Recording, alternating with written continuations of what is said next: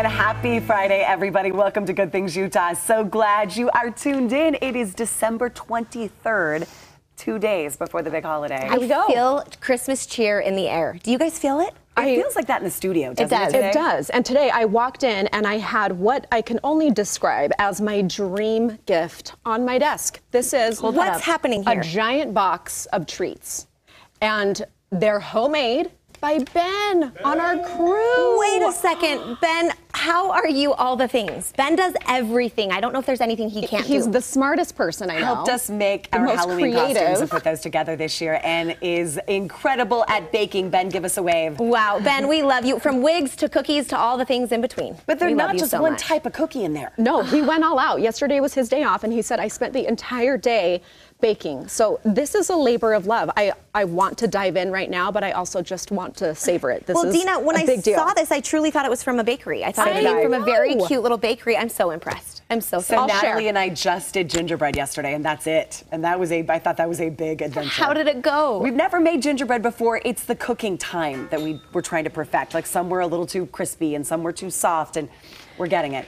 It's cute. My mom called and said, I could do that for you. And I said, I know, Mom. Next time we'll all get together. You need her tips. Maybe she can share her tips as you go along. We'll all get together and do gingerbread. Hey, speaking of tips and tipping, have you been generous this year so far? And if you've not, do you know how much you should be tipping people in your life during the holidays? Tell me all the things, because I'm poor because I'm tipping so much. I'm poor. Help me. Help me, I'm poor. So be realistic, experts say, and these are etiquette experts I'm talking about who you tip, who makes your life easier on a daily, weekly, or monthly basis. So this isn't everybody you come in contact with over the next 2 days. I like this. These are people that are special to you. By the way, you don't just have to use cash.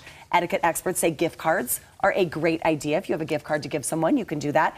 Okay, if someone helps you outside, those that work on your lawn, a tip of $25 to $50 is appropriate. If you have a personal care provider, I'm talking trainers, hairstylists, nail technicians, if you get frequent massages, you should tip the value of one extra session.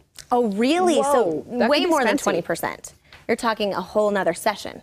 I'm trying to think if I did that for the cute nail person. I feel like you did. I think you I did. gave a hefty Christmas tip. That was really nice. I absolutely love her. I think I need to up my tipping game. It's the same person you go to and you have that relationship with, and that's really nice. Child care providers, a tip of $50 to $75 per child would be great, and an added note of appreciation would be even nicer.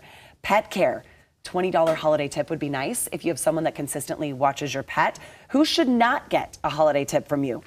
Doctors, therapists, dentists, anyone in that medical field. You do not need to do that. Edible goodies are always appreciated and nice, but you don't need to give. Always. You don't need to give surprised to hear therapist. I think therapist almost falls in the category of friend, or right? I mean, I know they're not your friend, but I could see you tipping your therapist more than tipping your doctor. Etiquette experts say if you're a medical provider, you do not need to be tipped. Same goes for your boss or supervisors.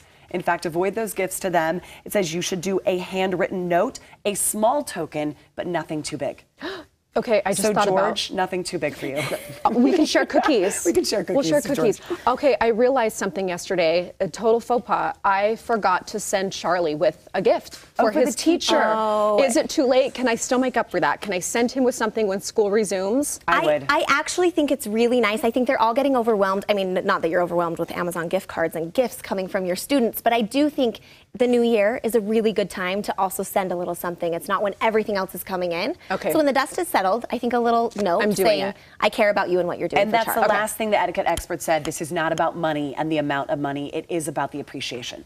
So as long as you're showing appreciation, whatever amount that is, you're doing the right thing. I love this. This has been on my mind lately, trying to show those that I love. Just a quick little note. And yesterday, my Amazon driver came, and I was in my driveway, and he pulled up, and he's there almost every day. You know, we've become friends, and I realized, I don't have anything for you, and I felt so bad. It's those people, right, who you know are serving you every single day. Weekly, monthly. Yes, you just want to give them a little bit of love. You are also generous too, my friend. Bree came in this morning with gifts For all of us. You did? Well, it's just a Yes. little something. But just a little still, something. One but of us has not been to their desk yet. Who would that be? One of us will Were you have a putting your lashes belated on? gift giving. You know what, though? I think it's just so fun when there's a moment in the year when you can say, I care about you. I care about you. And it, like you said, it doesn't need to be anything big, but just a little something. I loved this article about comparison because I think this time of year, this can be a really big issue. And this psychologist is saying, don't blame yourself, blame your brain. This is, all of us do this, and it is actually human nature to look at, especially social media these days, and compare. She's talking about motherhood, and I thought as it comes to Christmas and as everything is coming together, we're seeing a lot of traditions, a lot of things going on, and comparison is definitely the thief of joy, and she's sharing why she thinks it's an issue. So she said, just don't blame yourself because actually we're hardwired to do this. When we look at things, we're actually protecting ourselves by saying, I could be doing this better. I could be, you know, maybe sacrificing this. Well, it's a measurement, right? Am I on the right path? This So- person's over here. Should I be over there? Could it Should be I over there? beneficial?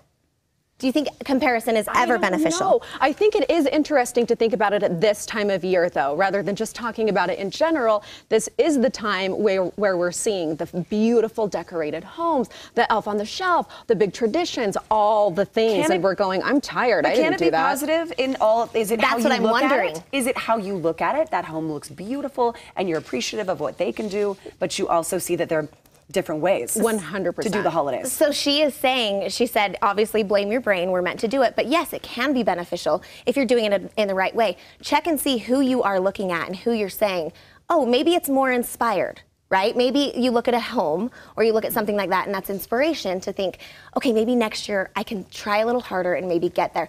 But when we do that comparison of, I wish I was like so-and-so, or I wish I did it like them. We need to check ourselves. And she said the tools that you can use are remember how great you really are. Remember what you're doing. Have a conversation in that morning and say, yeah, I might be falling short in X, Y, and Z, but I am working so hard in A, B, and C, and I'm doing okay. And maybe you're not falling short. Maybe you're doing what you can do, and that's okay. I Right. think one of the best things about getting older is you can just appreciate it for what it is. And It's go, a mind you shift. did a great job. I didn't do maybe all of that, but I'm totally cool with what I did. Don't you We're think, good. though, it has to be a different way of looking at things? Years ago, like I had to make a conscious decision of not competing with other women, but celebrating them. Yes. And you look at it that way. I mean, whenever you see on Instagram someone looking amazing and you think, okay, oh, wait, but I want to celebrate that. And that changes your mindset. Well, and and it changes how you look at it. From woman to woman, you feel that. You feel your cheerleaders and you feel the ones who might not be your cheerleaders. It's an energetic, and I love when you can feel that from someone, Okay, you know, so and let's we talk definitely about do here. social media for a second. Do you let other people share photos of your children? I do not like Have that. you said out loud to someone, I would not like that photo of my child shared on your social media? One time I saw that happen when Charlie was little. People that I didn't really know that were in the mix early on when I was still adjusting to the changes of divorce and all of that. And it was so jarring to see, and I didn't really like it. I think I'd be a little bit more okay with it now. So there's a term, it's called sharenting.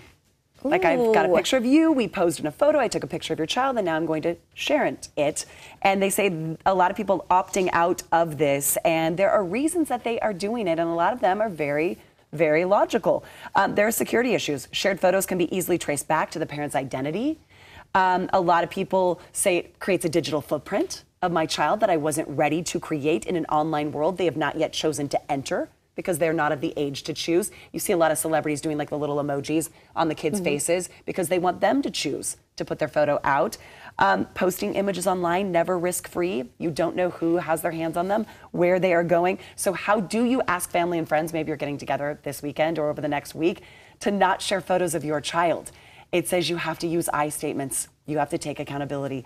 I don't feel comfortable sharing pictures of my children online. That's not what I'm doing. And I hope you can abide by that. And would that make you feel uncomfortable if someone said that to you, or would you say absolutely? No way, I absolutely. understand. I would Right be where so you're glad coming you told me. Yeah. See, and I think that is something we all need to remember. I have had, when I'm doing a party and there's a lot of little children sitting there and I post the photo, I think to myself, are people uncomfortable with this? And I would hope that they would say something to me. If I post a group photo I would hope that maybe I would get a message or a text saying, hey, can you take that down? I don't want my child there. But it is something to think about, right? It's everywhere nowadays. Well, and I think when it's your friends, you've invited, close friends or family, you can say, is everybody okay with this before I post? And I guess, do you have to do that? Because I haven't. I've just Maybe. kind of put it up and hoped. By the way, it's also teachers and kids. When you need to tell them in advance. If you don't want your child posted in a class photo, that's something you should say right up front.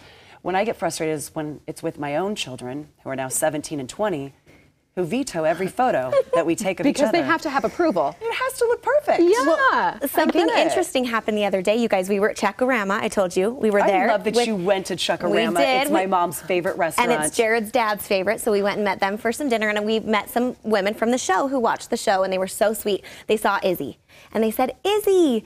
And she said to me, Mom, how do they know my name? And I said, honey, I talk about you on the show. We talk about you a lot. Is that okay? And she goes, I actually like to say my name. Isn't that like a strange feeling, though, when you do meet people out there and they know your kids and they know things about them and they're like, is he still into this or that? Yes. They're like, hey, Char, or hey, Link, hey, Butters. Like, I've had that, too. And I'm like, oh. But do you feel like you need to be asking Char? And even Izzy's 4, and I felt like, I can ask you, are you okay with this? And I felt like she told me it's okay. I think it's fun. Get ready for the It's fun. answer to the no. I can't even and imagine. be fine with it. That was the perfect family photo. I'm not allowed to post it. Can you veto that and say, Shoot. I'm the mom, I'm going to do it anyway? Yeah. Just a timer 5? You're the boss. No, they freak. I like that you respect it. Yeah. I think it's cool. That's important.